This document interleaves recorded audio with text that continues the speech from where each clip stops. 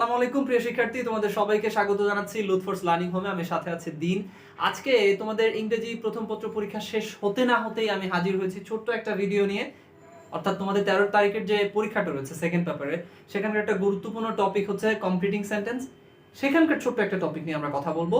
সেই টপিকটার নাম হচ্ছে, এখানে আমরা লিখে রেখেছি no sooner had, hardly had, এখানে লিখে রেখেছি স্কার্সলি হ্যাড, এবং হচ্ছে সবশেষ অ্যাজ সুন অ্যাজ।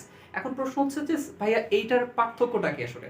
তোমাদেরকে দুইটা কথা বলি। প্রথমত হচ্ছে এই no sooner had, hardly had এবং স্কার্সলি হ্যাড, এই তিনটা নেগেটিভ অর্থ দেয়, অর্থাৎ নেতিবাচক। আর সবশেষ নিচে যেটা লেখা আছে অ্যাজ সুন অ্যাজ, এটা হচ্ছে অ্যাফার্মেটিভ অর্থ দিবে।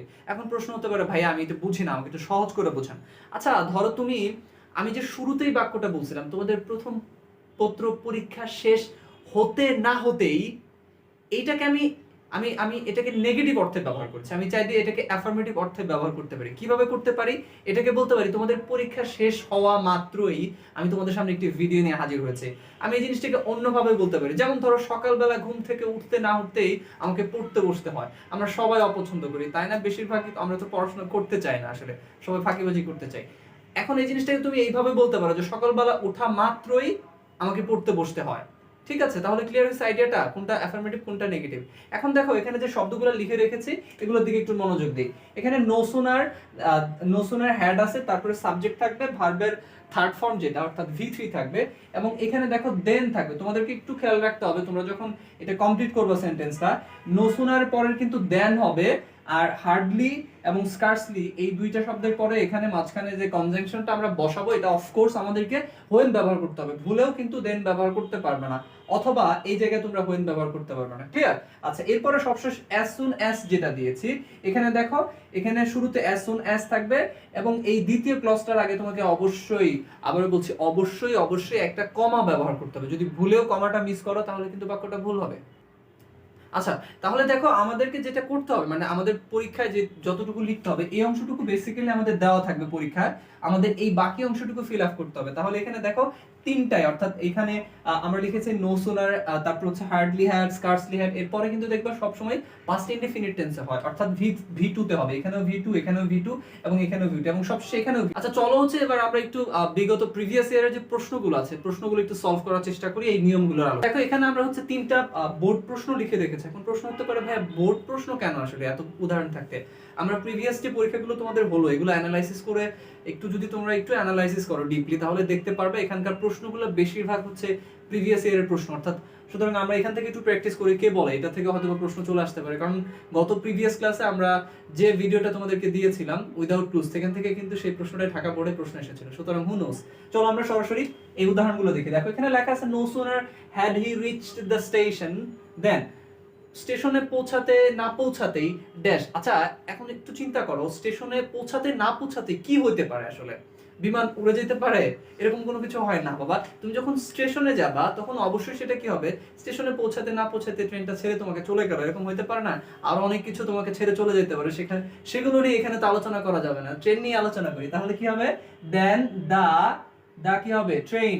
দেন দা ট্রেন লেফট হবে, কি হবে? লেফট হবে। বুঝতে পারছো? আশা করি তুমি এটা বুঝতে পারছো। তুমি এটা চাইলে অন্য কিছু বসাইতে পারো।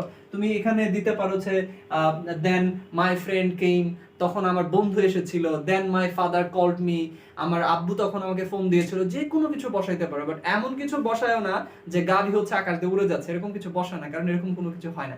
আচ্ছা দ্য নেক্সট ওয়ান, এরপর দেখো hardly had he seen his friend, তার বন্ধুকে দেখতে না দেখতে কি করলো? ধরো তোমার খুব একেবারে খুব ভালো বন্ধু, অনেক ভালো বন্ধু, তার সাথে অনেকদিন পরে দেখা, তাহলে তুমি কি করবা? ধরো তুমি ভিড়ের মধ্যে তাকে দেখছো, তাকে কি ডাক দিবা না? হ্যাঁ অফকোর্স আমি ডাক দিব। তাহলে এখানে কি হবে?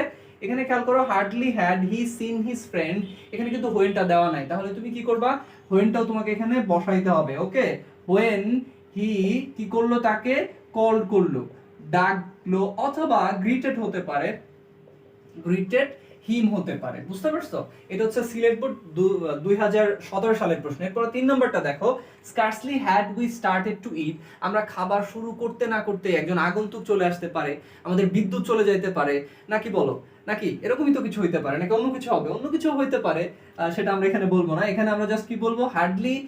Scarcely had we started to it when the manager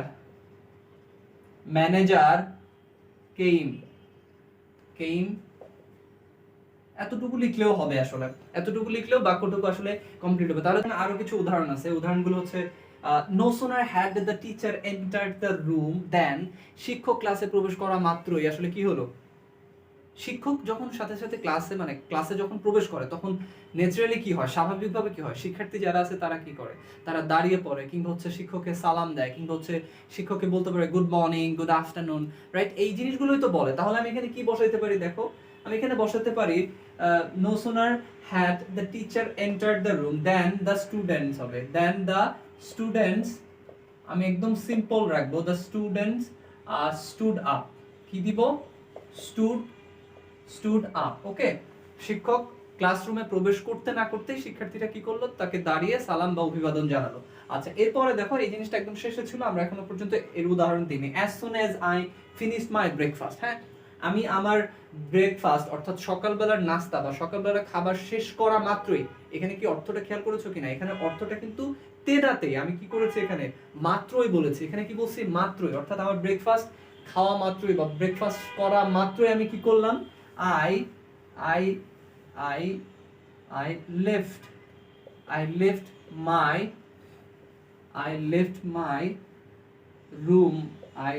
my room, আমি আমার রুম থেকে বের হয়ে গেলাম, আমি কি করলাম, আমি আমার রুম থেকে বের হয়ে গেলাম। এখানে একটু জিনিস খেয়াল করো তোমরা, এই বাক্যটাকে যদি আমি একটু কনভার্ট করি, একটু রিভার্স করে লিখি, তাহলে কিভাবে লেখা যায়, ঢাকা বোর্ডে যারা আছো বিশেষ করে একটু ওরা হচ্ছে একটু ক্রিটিক্যালি দেওয়ার চেষ্টা করে, আমি তোমাকে এই বাক্যটা এইভাবে ঘুরাই দিতে চাই।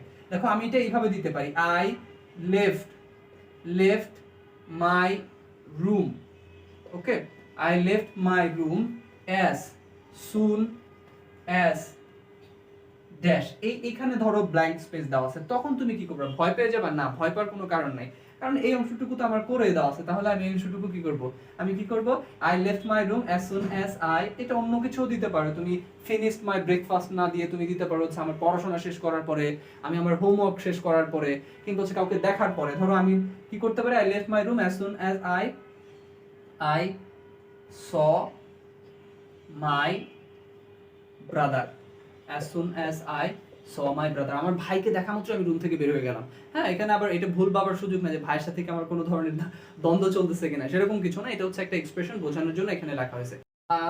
আচ্ছা, শিখতে থাকো, দেখতে থাকো লুৎফোর্স লার্নিং হোমের সমস্ত ভিডিওগুলো, এবং কমেন্ট করতে ভুল করবে না, তোমাদের বন্ধুদের সাথে শেয়ার করো, এবং তোমরা জানাও তোমাদের সমস্যার বিষয়গুলো, এবং আমরা চেষ্টা করব তোমাদের সেই সমস্যাগুলোকে সবচেয়ে সুন্দর এবং সবচেয়ে সহজ উপায়ে তোমাদের সামনে তুলে ধরার জন্য। সবাইকে স্বাগত আরো